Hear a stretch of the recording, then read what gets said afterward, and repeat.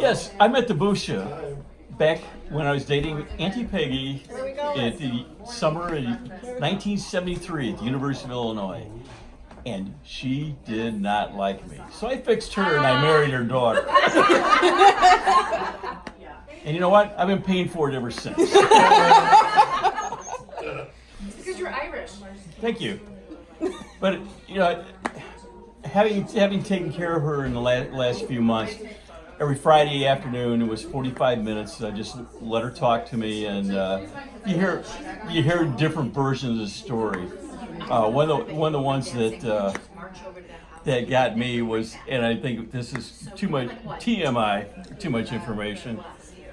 She was talking about that, how she had a couple of beers at a party, and Grandpa Carl drove them home, and they were just sitting in front of the house. And her response was, "What are we sitting out here? I'm ready. Let's go inside." And Grandpa Carl says, "Honey, you're my tiger, but I just can't do it tonight." You know, but that's when she knew that there was something wrong. What's that? I never heard that story. Yeah, I know. No, she told me that too. She did? Really? Yeah, and that he couldn't perform, do the family business. And the next day he passed away.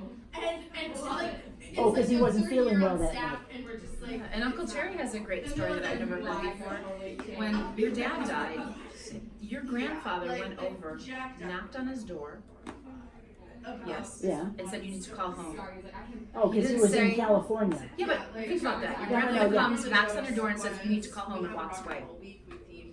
Sounds like a mother who calls and said, "I got a call from your dad. Your mother passed away." About 2 o'clock in the morning. That's what she did when Kevin, our phone wasn't working, and she called. She comes over at, I don't know, 1 o'clock in the morning, knocks on the door and says, "And he needs to run says, across the street to the payphone."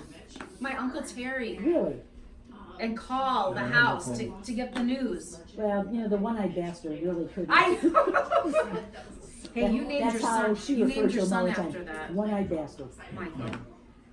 The one-eyed bastard. You know, my dad used to. Probably one of the better stories is that after Sophie passed away, she had a wheelchair she got from Senior Services in Cicero.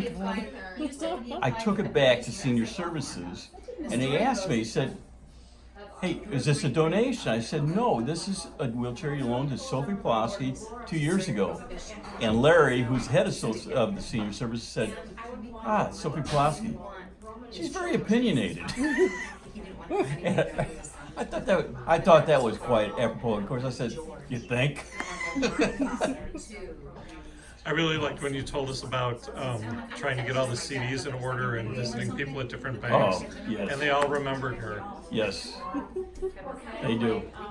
The And they were saying. young lady at Central Federal had. They got to the point where the Busha would come in so often to check on the CDs, rather than put the CDs back in file, they put them right up in front and pending, so that they'd have the information available.